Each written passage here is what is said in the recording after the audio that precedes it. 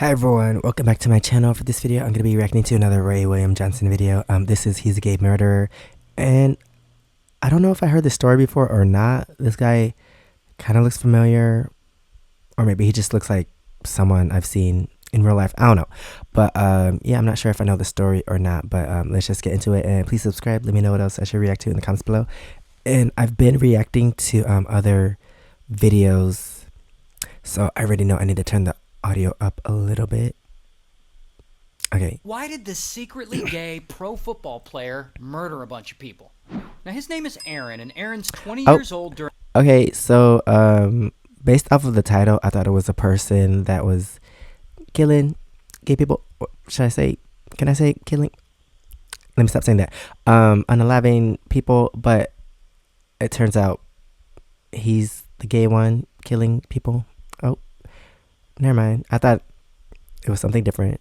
During this time, and he's playing football in college, and the dude is really good. I mean, he dominates at this. And one day in 2010, his whole life changes because he gets drafted into the NFL to play for the Patriots. And this is a huge deal for him. And over the next couple of years, Aaron totally kicks ass as a tight end for this team. And I know that he's gonna explain all the details, but I'm just wondering why, like, you're being so successful, like making money, doing all this good stuff.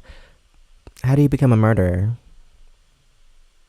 I don't understand. In 2012, they even make it all the way to the Super Bowl. And so now, bro is ballin'. He ultimately signs a 5-year, $40 million contract extension with the Patriots. Making all that money. He gets a $12.5 million signing bonus. So he's suddenly rich, and he's a celebrity in the pro athlete world. However, in spite of all his success, it just isn't enough for Aaron. Because he's also kind of a turd. Like, he often misses important stuff like workouts or sessions with the trainer. He surrounds himself with a bunch of criminals and people who... Dang, if you're making all that money, dang, you just ruined it for yourself. Like, if I was making all that money, like, of course I would be doing what I need to do in order to, like on both sides, you have to, like, dang, I can't even think of the word. That's that's how confused I am. Like, why he's doing all this. Like, you have to hold up your end of the deal, like, in order to make that money. Like, your team or whatever, they offer you things that you need, and then in return you have to do stuff for them. Like, why would you mess that up? And you're hanging out with criminals, and let me guess, he needs to pay back money or something.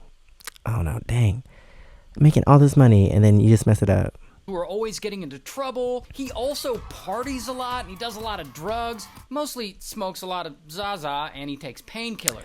Maybe someone was trying to out him, and then he tried to stop them. But that's not even his biggest problem. His biggest problem is that over time, he starts getting really paranoid. Like, he's increasingly worried that dangerous people from the rough circles he's running around in might come after him. And so he starts carrying a pew-pew everywhere with him. Then, one night in 2012, shit gets really crazy. Because Aaron goes out clubbing with this guy, Alexander. And Alexander is Aaron's friend, and so they're out at this club, drinking and, you know, having a good time. And at some point, a random guy, boom, accidentally bumps into Aaron. Why he look crazy? It makes him spill his drink on himself. And instead of shrugging this off as an accident, Aaron sees this as a huge diss. And he gets pissed at this random guy, and he is not going to let this I was interrupted by an ad. So Alexander takes him outside to calm him down, and I guess he does calm down a little bit. But when they walk back to the parking garage, Aaron sees the guy who bumped into him and his friend leaving the club. And Aaron just... People are so sensitive. Dang, let me guess. He's going to take his gun out? Okay, so someone spills a drink, and the right thing to do is take your gun out over a drink.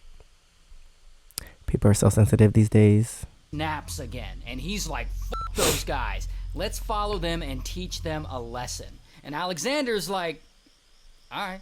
And so they get in their car and they They're follow both them. And dumb. they eventually pull up next to them. And that is Over a when, drink. allegedly, Aaron pulls out that pew-pew he always carries with him now, and he aims it at the guy's car, and bam, bam, bam, bam, bam, he fires 5 shots at the guys. And then skirt, they speed away. And unfortunately, the 2 guys So don't dumb. survive Over the a drink. but apparently, no one saw Aaron himself do it, and so no one suspects it was him. I mean, he's a pro football player. Why would they suspect him of a drive-by shooting? And so he gets away with murder, allegedly.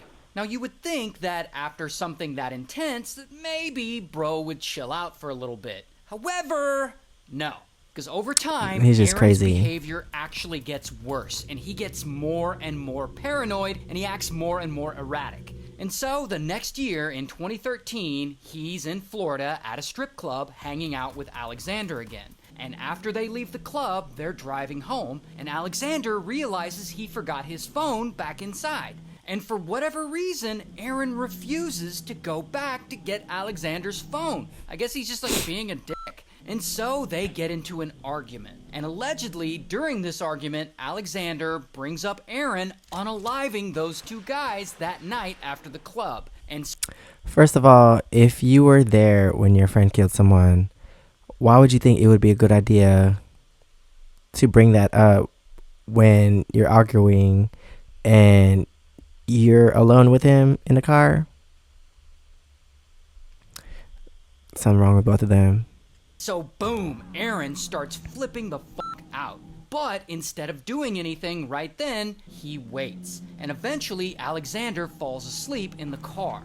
And that is when Aaron pulls over to a parking lot and he takes out his pew-pew and blam, he shoots Alexander right in the face. Then, How are you gonna threaten someone that already unalived 2 people? How are you gonna threaten them when you're alone with them in his car and then fall asleep right after threatening them about exposing what he did? I don't understand the thought process that's going on in these guys' heads. drags him out of the car and he dumps him in the parking lot. Now, somehow, Alexander actually survives, Oh. but he loses his eye, and ultimately, he doesn't report who shot him to the police because I guess he's like a real gangster and he doesn't want to be considered a snitch. I don't know. These people are weird. And if that isn't bad enough, Aaron isn't done because he continues Still to paranoid. act more and more erratic. It's like he's determined to get caught. And so one night, that same year, Aaron and a buddy and a couple of women that are with them, they're partying in Aaron's apartment. And Aaron's buddy is this guy, Odin.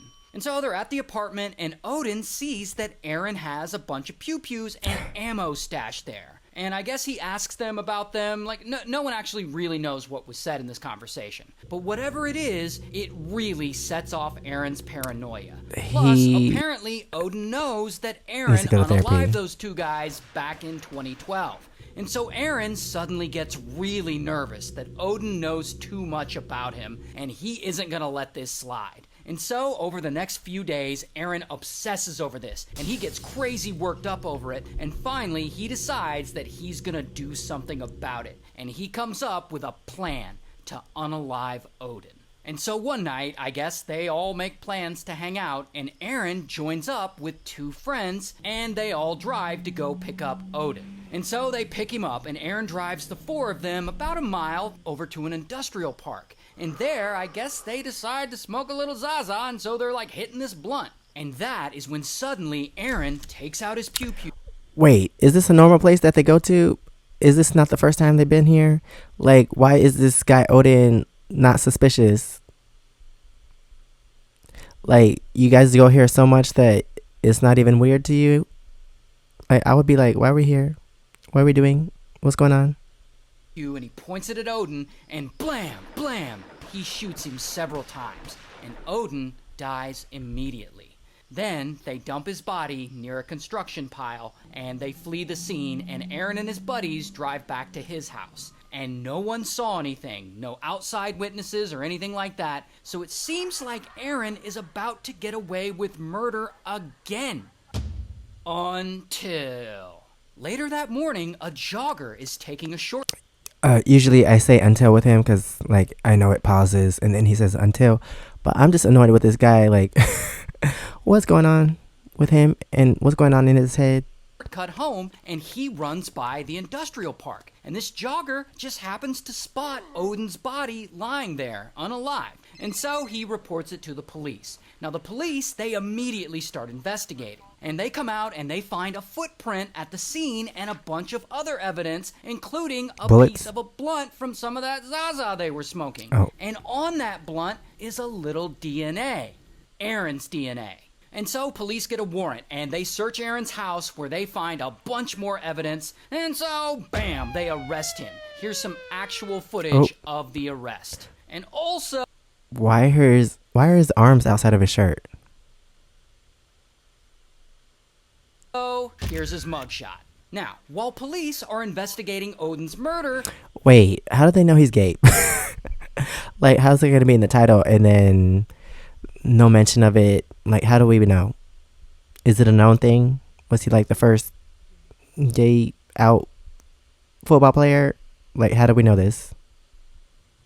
They also find a car at Aaron's cousin's house that's Why am I linked to doing the it? shooting he did of those two guys back in 2012. And so he gets charged with those murders too. And ultimately, both the goons that he murdered Odin with, they get convicted and they're sentenced to 4 to 7 years in prison. Why is it While so Aaron, low? ultimately, he actually gets acquitted for the murders done in 2012. Although it's widely believed that he actually did, in fact, murder those guys. However, regarding the other murder he's actually accused of, Odin's murder, he actually is convicted of that, and for that he's sentenced to life in prison. Okay, I was about to say... And about 2 years later, he unalives himself in his prison cell with a bedsheet. And afterwards, Was he paranoid? his family donated his brain to science, where researchers at Boston University found that he had a severe case of CTE, which is, of course, the brain disease that a lot of football players get from being hit in the head so many times, which explains a lot of his paranoia and erratic behavior. Is that a side effect? Also, he was apparently secretly gay? Like, if you care about that aspect of his life, I don't know. Wait, what? How are you going to mention that at the end and also put it in the title? Like, your final sentence is that, and you put it in the title. So how do you know, like, how do we know for sure? Also, I'm pretty sure he was a little messed up in the head before playing football because, like, I don't know, maybe he's just hanging out with the wrong crowd and it got in his head or something. I don't know. Maybe, like, there's other stuff going on that we didn't know about. Like I said, like, I was guessing maybe someone tried to out him and then, I don't know, you never know.